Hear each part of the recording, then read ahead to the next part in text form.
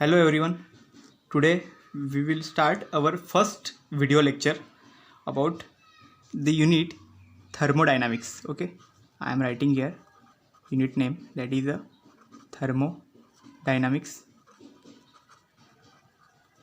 So first of all, see what is thermodynamics. Okay, so to get what is thermodynamics, first split this word, okay, into two parts. First is thermo and second is dynamics. So thermo means what? Thermo means heat and dynamics means what? It is a motion. Okay, so motion of the heat means it's a movement of heat. Motion means it's a movement of heat due to which there is some phenomena are there. Okay, so we have to study that relation in between the heat and energy. Okay, so how this is forms. So motion means what? That is that particle is traveling in all direction. That is, it is traveling sometimes circular path, then sometimes straight path. Okay, this is known as the motion. So okay, so क्या देखो thermodynamics मतलब क्या है. Thermodynamics को जानने के लिए पहले हमने इसे स्प्लिट किया है. तो पहला पार्ट क्या है, देखो थर्मो मीन्स क्या है, हीट. और दूसरा डायनामिक्स का मीनिंग है मोशन. मोशन मतलब मूवमेंट, मतलब वो कैसे चल रहा है, कैसे भी चल रहा है, क्या कहीं पे ट्रैवल कर रहा है तो उसे उसकी मूवमेंट बोलेंगे, एक जगह से दूसरी जगह पे मूवमेंट कर रहा है. Then here heat, what is heat. So heat क्या है, हीट एक तरह का energy. Heat is a one type of energy which can be transfer by the temperature difference. Temperature difference means heat is a one type of energy which can be transferred due to the temperature difference. मतलब अगर temperature difference है तो ही ये heat transfer होगी, मतलब ये energy transfer होगी. तो कैसे होगा, देखो पहले यहाँ पे दो सिस्टम्स कंसिडर करो, एक ए एंड सेकेंड है बी. ओके, तो अभी क्या होने वाला है, इसका हमने temperature consider, T A is the temperature of body A and T B is the temperature of body B. So हमें क्या करना है अभी देखना है कि किसका टेम्परेचर ज़्यादा है और किसका कम है. Okay, because heat is the energy which can be transfer due to the temperature difference. अगर टेम्परेचर डिफरेंस है तो ही वो ट्रांसफ़र होगा.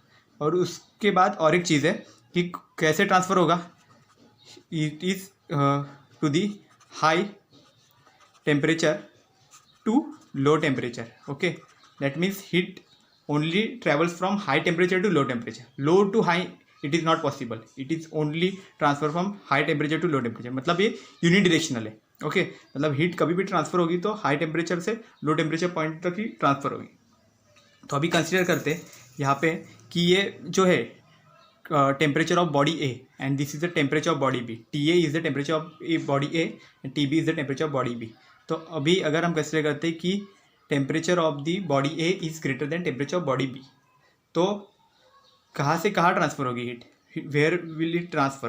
तो पहले देखो यहाँ पे क्या है, हमने क्या बोला, high temperature to low temperature it can be transfer. Okay, so इसमें से हाई टेम्परेचर किसका है, body A. So heat can be transfer from body A to body B. Okay, तो this is simple. Okay, and up to what limit it is transfer. Okay, so it is transfer up to thermal equilibrium. Okay, thermal equilibrium is what? That means the condition at which the temperature of both the bodies becomes same. मतलब temperature of body A is equal to temperature of body B.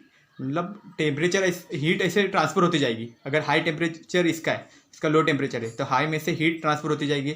और जैसे जैसे heat इधर transfer हो जाएगी, इसका temperature increase होगा और ये बॉडी का टेम्परेचर डिक्रीज़ होते जाएगा.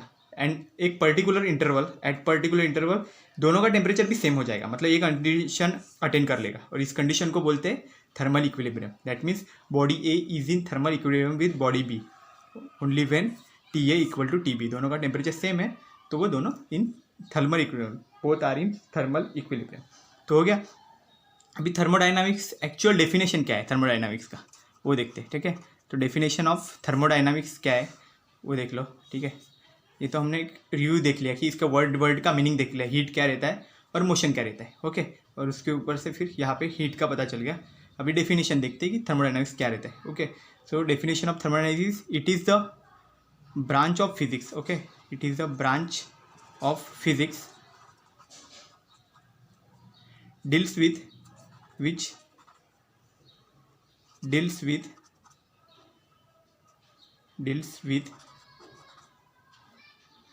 relation between heat and energies such as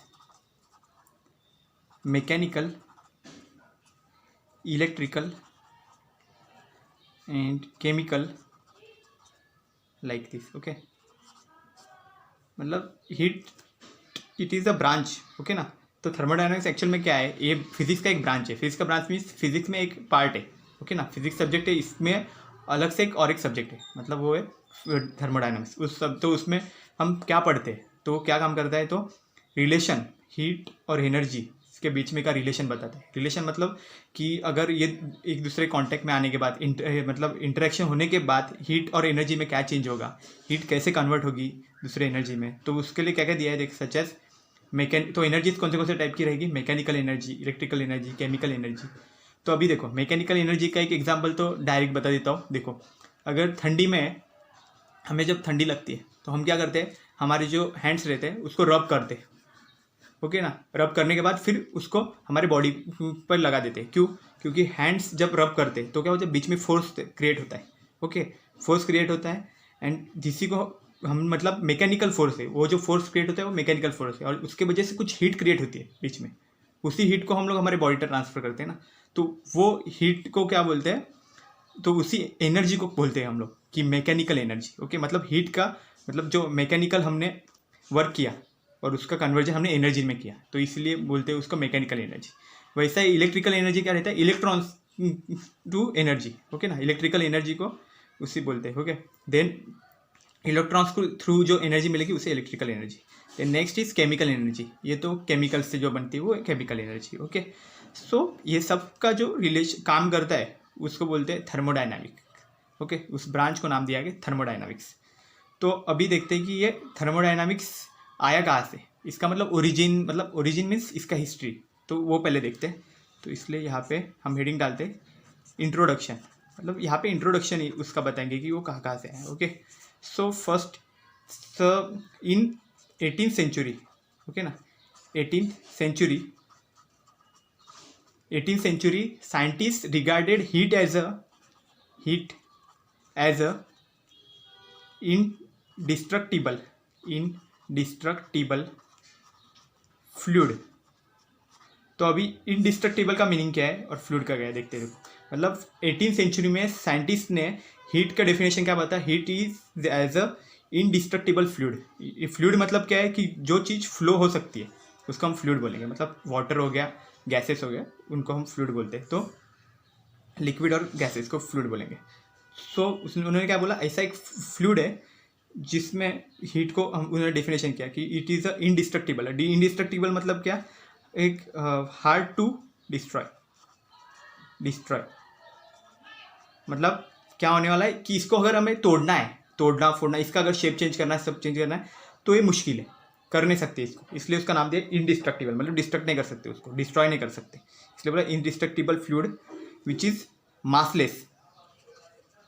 massless and highly elastic. उन्होंने बताया हाईली इलास्टिक. ओके, ये चीज़ उन्होंने बताई कि ये मासलेस भी है, हाईली इलास्टिक भी है. ओके, तो अभी क्या होने वाला है, मासलेस मतलब क्या, इसमें मास नहीं है. हाईली इलास्टिक मतलब क्या, इलास्टिक प्रॉपर्टी है उसके अंदर. मतलब जैसे उसको हम लोग खींचने की कोशिश भी करेंगे तो पहले जैसे शेप में वापस आ जाएगी. ओके, तो ये चीज़ उन्होंने बताई और इस हीट को उन्होंने एक नाम दिया है. तो वो नाम क्या दिया उन्होंने, कैलोरिक. तो वो टाइम पे वो लोग उसको कैलोरिक बोलते थे. ओके, हीट को उन्होंने इस चीज़ को नाम दिया उन्होंने caloric. That substance is known as caloric. So if the body is so warm, that is so hot, okay na, then they called as there is a more caloric. Okay, that's the body is more caloric. And if the temperature is low, then they saying that the caloric is transferred from one body to another body. मतलब वहाँ पे क्या करते थे, caloric word use किया जाता था heat के लिए. वो लोग मतलब अगर बॉडी का टेम्परेचर अगर ज़्यादा है तो वो बोलते थे कि कैलोरिक उसमें ज़्यादा है. इसके वजह से उसका टेम्परेचर ज़्यादा है। तो ये चीज़ वहाँ पे होती रहती है।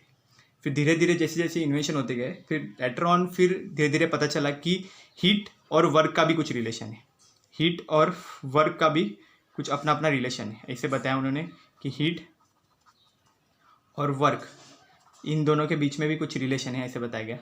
और ये एक्चुअल में बताया किसने था, name of the scientist is joule. Okay, joule name का साइंटिस्ट है, उसने एक एक्सपेरिमेंट किया था। उसके बाद वो एक्सपेरिमेंट से उसको आइडिया आया कि हीट और वर्क के बीच में भी कुछ रिलेशन है। ओके, तो वो धीरे धीरे फिर आगे जाने के बाद यहाँ से फिर थर्मोडाइनमिक्स का स्टार्टिंग हो गया। फिर फाउंडेशन ऑफ थर्मोडाइनमिक्स यहाँ से था कि मतलब थर्मोडाइनमिक्स ऐसे उन्हें लगा कि इसमें बहुत कुछ है, तो ये सब पढ़ने के लिए एक अलग से ब्रांच होना चाहिए फिजिक्स का। तो इसलिए उन्होंने वहाँ पे थर्मोडाइनमिक्स यहाँ पे क्रिएट कर लिया। ओके, तो ये इसका हिस्ट्री था। ओके, थर्मोडाइनमिक्स का यहाँ से फिर स्टार्ट हुआ थर्मोडाइनमिक्स। अभी एक इम्पोर्टेंट जो है टर्म्स है कुछ, वो पहले स्टडी कर लेते हैं, ठीक है ना। तो इसमें एक चीज़ है कॉमन, वो बताऊंगा, वो है सिस्टम। एक्चुअल में सिस्टम होता क्या है वो पहले पढ़ लेते हैं। ओके, सिस्टम क्या होता है, तो ठीक है ना। तो हम लोग कंसिडर करते हैं कोई भी चीज़ है, हम लोग उसको स्टडी कर रहे हैं। यहाँ पे कोई भी सब्सटेंस है, ठीक है, यहाँ पे ये हमने एक बॉक्स कंसिडर कर लिया ऐसा, तो इसको नाम दिया गया ए। ओके, इस बॉक्स को हम लोग हमें जानना है इसका वॉल्यूम कितना है, इसका टेम्परेचर कितना है, इसकी साइज़ वगैरह सब जानना है हम लोग को। मतलब हम लोग को इससे स्टडी करना है। We have to study about this box, this container, this box. Okay, so what is the volume of this box, temperature of this box, size of this box. Okay, so we are studying about this box. Okay, so it is known as the system. Now system is only this part, but other than the system there is also one part, and that part is known as the surrounding. Okay, means क्या होने वाला है, देखो अगर हम study कर रहे हैं कोई भी पार्ट, तो पार्ट यहाँ पे देखो क्या है, यहाँ पे ए कंसिडर किया ये पार्ट को, हाँ, ये बॉक्स जैसा कंसिडर किया है। हमें इसकी वॉल्यूम जानना है, इसका टेम्परेचर जानना है, इसकी साइज़ जाननी है, सब हमने इस पर स्टडी करना है। तो हमें इसको बोलेंगे सिस्टम। ये एक तरह का सिस्टम है कि हम इस पर बहुत कुछ स्टडी कर रहे हैं।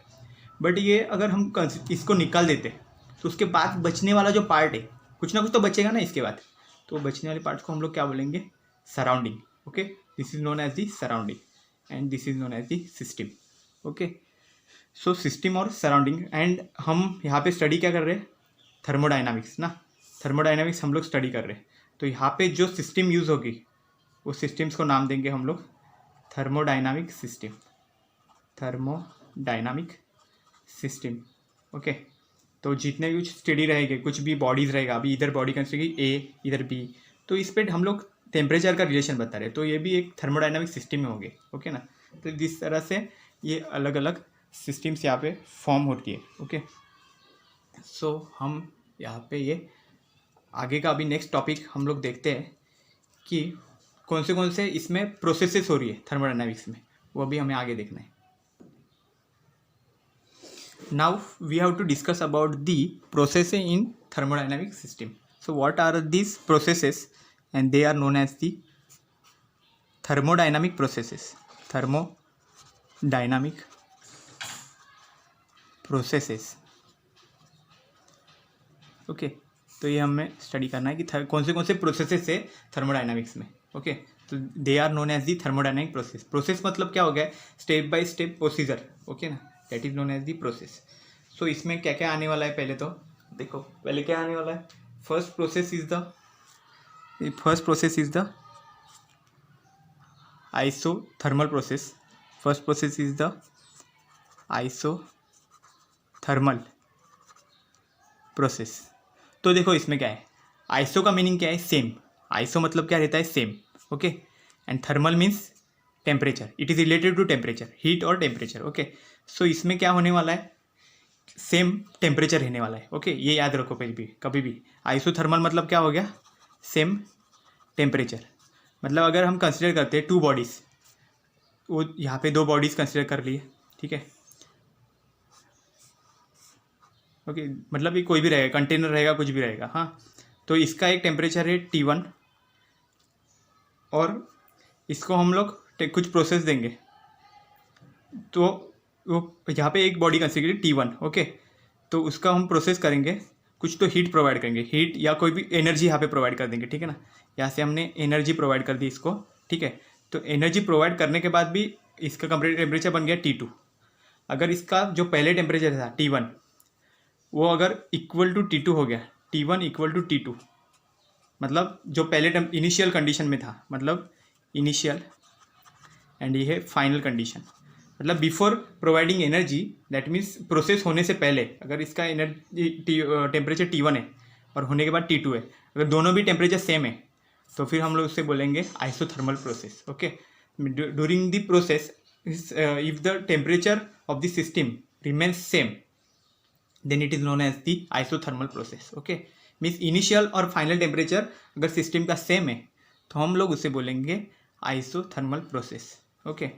Now next is one more thing, that is the isochoric process. तो इसका मीनिंग क्या है देखो, पहले देखते हैं। आइसोकोरिक प्रोसेस मतलब क्या, volume is same, okay. So इसमें क्या होने वाला है, volume of the system same रहेगा। मतलब क्या होगा, देखो यहाँ पे हमने एक यहाँ पे बीकर बना दिया, इसके अंदर ये लिक्विड है पूरा, ठीक है,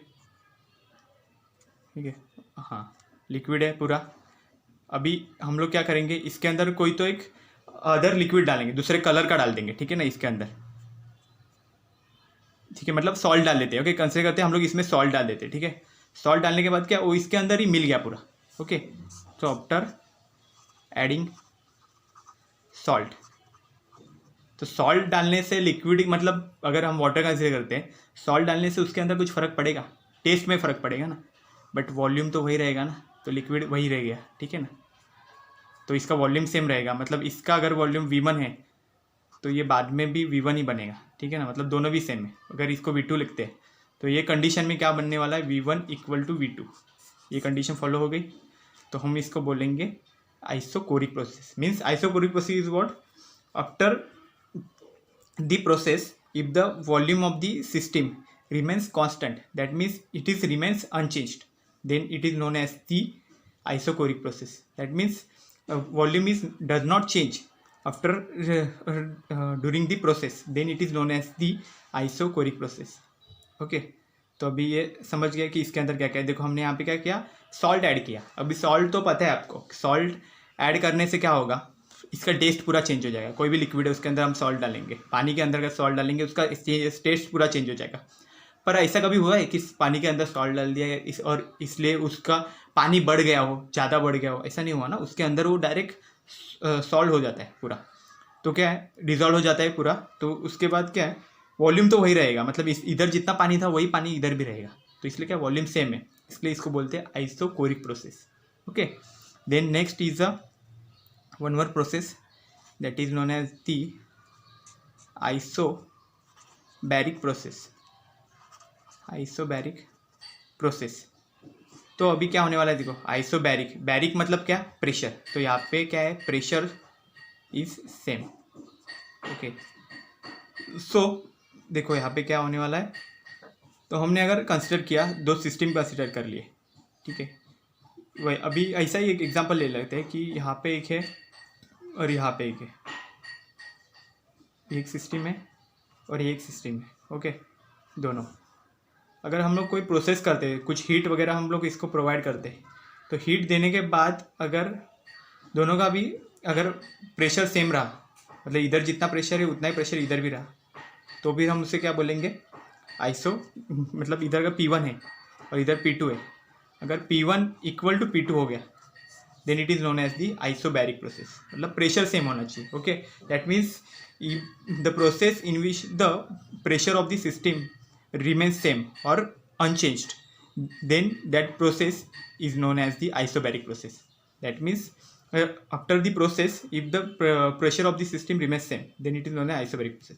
मतलब क्या होने वाला है, अगर हम लोग कोई भी सिस्टम कंसिडर करें, उसको अगर हम हीट प्रोवाइड कर रहे हैं, हीट प्रोवाइड करने के बाद अगर उसका प्रेशर वही रहा, जैसा पहले प्रेशर था बाद में भी प्रेशर वही रहा, उसमें मतलब कुछ फ़र्क नहीं पड़ा, ओके ना, तो प्रेशर सेम ही रहेगा, तो हम लोग उससे क्या बोलेंगे, आइसोबैरिक प्रोसेस बोलेंगे, उस प्रोसेस को हम लोग बोलेंगे आइसोबैरिक, क्योंकि वो प्रोसेस करने के बाद प्रेशर चेंज ही नहीं हो रहा है, तो इसलिए उसको बोलेंगे isobaric process. Okay, then next one is the one more is the fourth, that is iso, इधर ही लिख देता हूँ, ठीक है ना, isochoric, isobaric, then isolated, that is a isolated one. Okay ना, आइसोलेटेड और adiabatic. Okay, adiabatic process, this is isobaric और एडियाबैटिक. ओके, सो एडियाबैटिक क्या होता है, देखो एडियाबैटिक प्रोसेस उसे एक्चुअल में बोला जाता है. तो ये चीज़ कहाँ होती है, देखो यहाँ पे देखो एडियाबैटिक का मैं एग्जाम्पल यहाँ पे लिखता हूँ. तो एडियाबैटिक मतलब क्या, एक क्लोज्ड कंटेनर ले लो, पूरी तरह से क्लोज है, इसके अंदर कुछ भी सब्सटेंस है, एक तो इसके बाहर भी कुछ जा नहीं रहा है, मतलब हीट भी बाहर नहीं जा रही है, टेम्परेचर भी बाहर नहीं है, बाहर का टेम्परेचर का भी इधर अफेक्ट नहीं हो रहा है. इसका एक एग्जांपल बताओ, तो एग्जांपल है थर्मास का एग्जांपल ले लो. जो थर्मास रहता है, जिसके अंदर पानी अगर ठंडा है तो ठंडा ही रहेगा, गर्म है तो गर्म ही रहेगा, तो वो उसके अंदर से कोई हीट बाहर भी नहीं जाती और वो अंदर लेता भी नहीं है, मतलब देर इज नो एंट्री और एग्जिट ऑफ द एनर्जी और heat. Then that system is known as the isolated system. को, ये जो सिस्टम है इसको हम बोलेंगे आइसोलेटेड सिस्टम.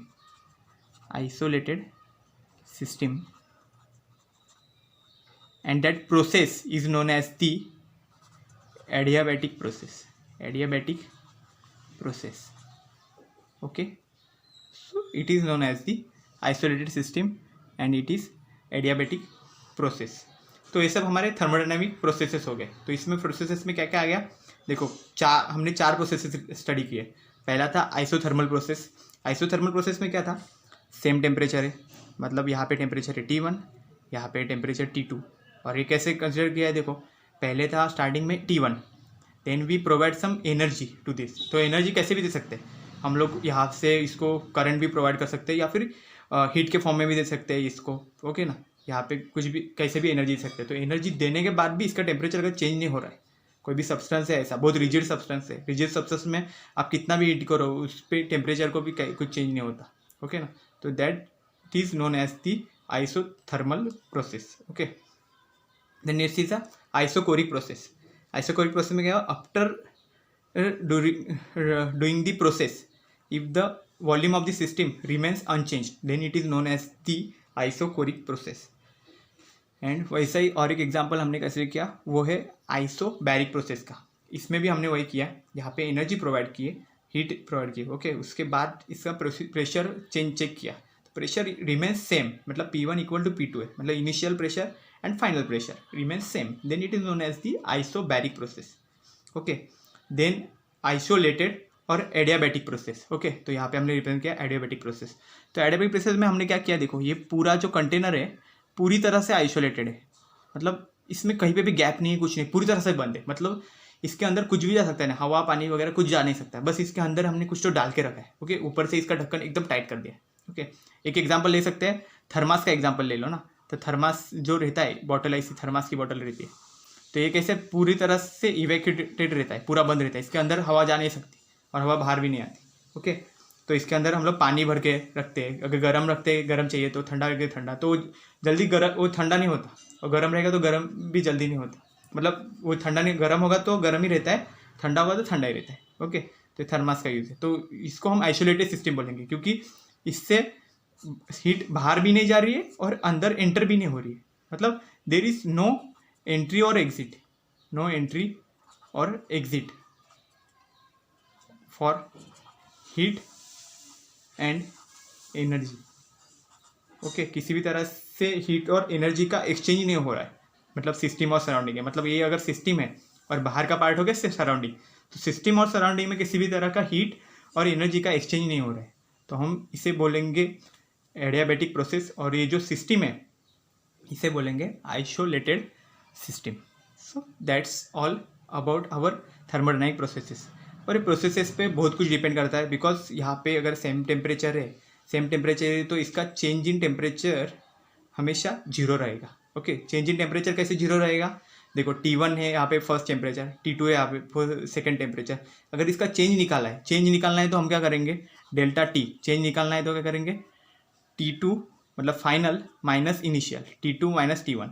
अगर दोनों सेम है, ये कंडीशन सेटिस्फाई होती है, दोनों सेम है तो ये जीरो हो जाएगा। ओके, सेम लाइक दिस इसमें भी वही होगा। अगर हम चेंज इन वॉल्यूम निकालेंगे तो क्या होगा, final volume V2 minus initial volume V1। और हमने क्या बोला है कि ये आइसोकोरिक प्रोसेस है, मतलब दोनों का वॉल्यूम सेम है, तो यहाँ पे delta V zero. Then next is a isobaric process. तो आइसोबैरिक प्रोसेस में क्या होने वाला है, दोनों का प्रेशर सेम है। ओके, दैट मीन्स तो हमें चेंज इन प्रेशर अगर निकालना है तो final pressure minus initial pressure, so P2 minus P1 equal to zero. Okay, ये यहाँ पे होने वाला है। अभी एडियाबैटिक प्रोसेस में एक्चुअल में क्या है, दोनों भी चेंज नहीं हो रहा है। ओके, तो यहाँ पे अगर हम लोग कंसिडर करें डेल्टा क्यू, इसमें अगर कंसिडर करें तो वो एक निगेटिव वर्क आता है। ओके ना, वो सब आगे देखेंगे हम लोग एक एक धीरे धीरे। ठीक है, बस इतना याद रखो, एडियाबैटिक में देयर इज नो एंट्री और exit for heat and energy. Means heat और एनर्जी इसके अंदर भी जाती नहीं है, वैसे बाहर भी नहीं आ सकती। एक बार इसको हमने इवैक्यूएटेड कर दिया, पूरी तरह से बंद कर दिया, उसके बाद इसके अंदर से कुछ भी बाहर नहीं जा सकता, अंदर से अंदर नहीं आ सकता। ओके, तो ऐसे सिस्टम को बोलेंगे हम लोग आइसोलेटेड सिस्टम, और इसका जो प्रोसेस है, प्रोसेस को बोलेंगे adiabatic process. Okay, that's all for this today's first lecture. Okay, thank you so much.